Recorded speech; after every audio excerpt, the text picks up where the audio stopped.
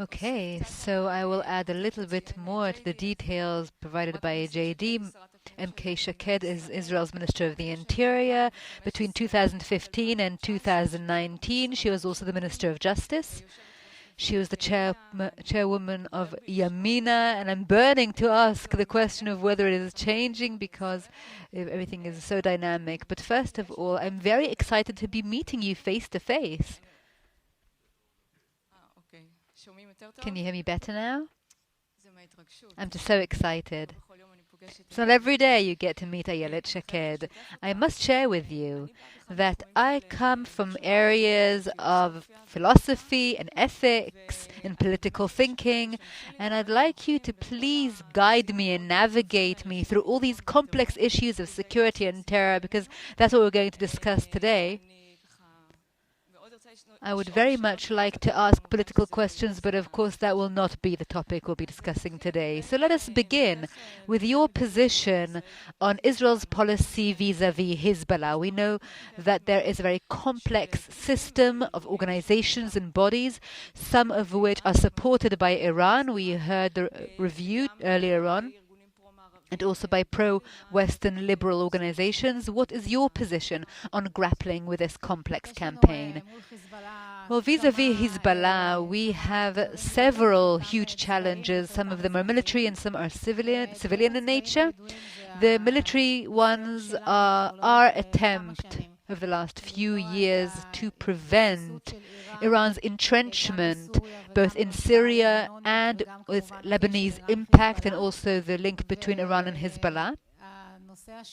The second issue, which is of great concern, with which Israel is grappling, is the precision project, trying to make more precise weapons for Hezbollah, which is a reality change and a game changer for us in Israel. And so we need to do everything in our power in order to prevent these capabilities from becoming available. Vis-à-vis Hezbollah, we also have challenges that are more political or civilian in nature. The matter of gas, the Karish reservoir, and all the disputes up north. And here we have made it very clear, very unequivocal, that Nasrallah's threats are not being taken seriously, that we will continue to produce, we will begin to produce gas once our company is ready. There's also the negotiations with the Lebanese government over the maritime boundaries and borders. And here there's a kind of blur sometimes between Hezbollah and Lebanon. But for many years, our policy has been that Hezbollah is Lebanon. We see them as one entity. I see. It is very difficult to kind of focus only on Israel's security perception. We know that the Middle East is very dynamic. Things change. Our intelligence capabilities, technological capabilities. We've heard here at the conference that there are various changes and they're all very frequent. So do you think that Israel, or Yamina rather, in particular, is able to provide any kind of strategy, any kind of very special direction for this reality? Well, the security perception is very broad. It's a very broad question. So let us perhaps select two topics. I would like to talk very briefly about cyber and Iran, because I think that the technological capabilities Israel has, certainly in cyber, but in many other areas as well, are an integral and important part of Israel's security perception and our capabilities. And I must say that in this last year or so, I have been very concerned about what I view as Israel's offensive cyber capabilities being in harm's way. It's because regulation is too heavy and too restraining the West's regulation and the one that we are also adopting. But I do want to kind of alert, and I've spoken to the relevant people, to the former Prime Minister and the Minister of Defense. I think that we must be very careful not to lose our cyber capabilities due to stifling Western regulation. That's one point I wanted to make. Another point is about Iran. We're hearing that perhaps the signing of the nuclear agreement will be postponed, and the signing of this agreement will indeed lead us to a very different reality from two aspects. First of all, the nuclear perspective, of course.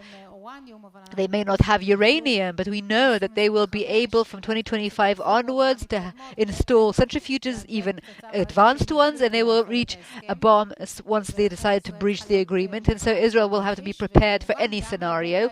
And also in terms of their force buildup and the arming of the various organizations around us. Once they have billions of dollars available to them, they'll be able to sell their oil. That will have implications immediately and directly on Israel, on the armed organizations around us, and therefore we too, Israel too, will have to invest more. So that will have implications on the entire region. Therefore, we are trying to prevent this agreement with everything in our power, because we are not objecting to an agreement if it were an agreement, a good agreement, but it is not a good agreement, it is a bad one, and therefore we must hope that it will be improved. Okay, I will ask you a question that maybe a whole conference can discuss it, but what should be our goals in the short range and the long range when it comes to grappling with Hamas? Hamas, yes, we have so much good to enjoy. Yes, it's a very optimistic conference. What can we do? With Hamas, well, over the last 18 months or so, we have engaged in a policy that for the short term has been proving itself, and it's been worthwhile. On the one hand, for any infringement of sovereignty, we react very powerfully, even if it's just a kite. We react very forcefully, and therefore over the last 18 months or so it's been relatively quiet in Gaza, with the exception of Operation Breaking Dawn. On the other hand, we are opening up the borders. Workers are coming in and out, thousands of them every day, and we see that it's working. First of all, they want to come out of Gaza more and more people from Gaza want to come and work here in Israel. We, of course, need workers. It's a win-win situation.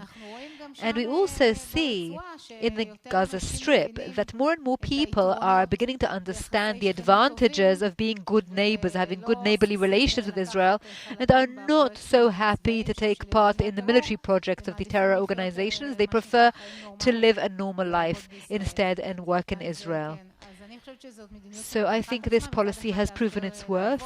And on the one hand, we can work when we need to, we can do what we can allow them to work, but on the other hand, we can take action when there is an infringement or a violation.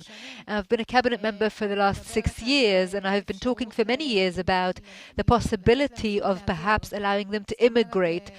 What I mean is, it sounds absurd, but Gazans who want to immigrate overseas, it's very difficult for them to do that. And I think that Israel should have a mechanism in place, and I spoke to Netanyahu at the time when he was Prime Minister, and with Bennett as well, to have a mechanism in place, an immigration mechanism in place in the Gaza Strip, and to allow the Gazan civilians who want to immigrate out overseas to do so easily. Okay, if you will take part in forming the next government, what is your party's agenda when it comes to the weakening Palestinian Authority? We know that compared to other governments who have been kind of turning the other way, turning a blind eye when it came to working with the Palestinian Authority, do you have an agenda does your party have an agenda vis-a-vis the PA, or are you kind of going along with what's happened? Our agenda is very well known. We are continuing with our security collaborations and coordinations on civilian matters as well, but we do not legitimize them in any way. Abu Mazen, who has been heading the Palestinian Authority now for many years, has been suing Israel in The Hague. It is a very big battle that we are engaging in for many years with the International Criminal Court in The Hague, and he is actually going after Israel as a country, but also after IDF soldiers. He is paying terrorists. If you are in prison and you have killed many Israelis, the more Israelis you killed, you get more money. This continues, of course, terrible incitement, anti-Semitism, filling Palestinian school textbooks. All these things are continuing to happen, and therefore I don't think that the PA or Abu Mazen should be legitimized, and we certainly shouldn't be meeting with them. We should perhaps meet with working echelons, with other levels. We should continue with the security coordination because it's of value to both parties. We should help their fabric of life with economic relations and civil relations, but no more than that, as long as he continues with all these actions. Okay, so you mean no more sort of initiated actions, just to maintain a kind of normalization? Yes, and to allow economic projects. Economically speaking, just as we allow the Gazans to come into Israel and work here, economically speaking, financially speaking, any joint projects are a good thing. Okay, so we know that there has also been some extremism and some radicalization in Israeli extremes, in terrorism. Do you think that price tag actions have gone up? I don't think that these incidents have gone up. They have not become more frequent. There has been a campaign in the United States against Israel on this matter, but when you look at the facts, and I have looked into these with the authorized people, the number of price tag acts has not gone up. What has gone up is the number of Palestinian terror incidents, stone throwing toward Israeli vehicles. So, of course, this has to be treated very severely, and any price tag action, any violent action by any side should be addressed. But this campaign of growing incidents, it's not based on facts. Okay, final question. Who would you recommend that the next government be formed by? No, I'm not going to ask that question. I'm joking. Thank you very much. Thank you very much. The guests coming from abroad probably don't understand why we have elections every single year in this country. Yes, but what can we do? We have a constant in security and terrorism, unfortunately, instead. Thank you very much.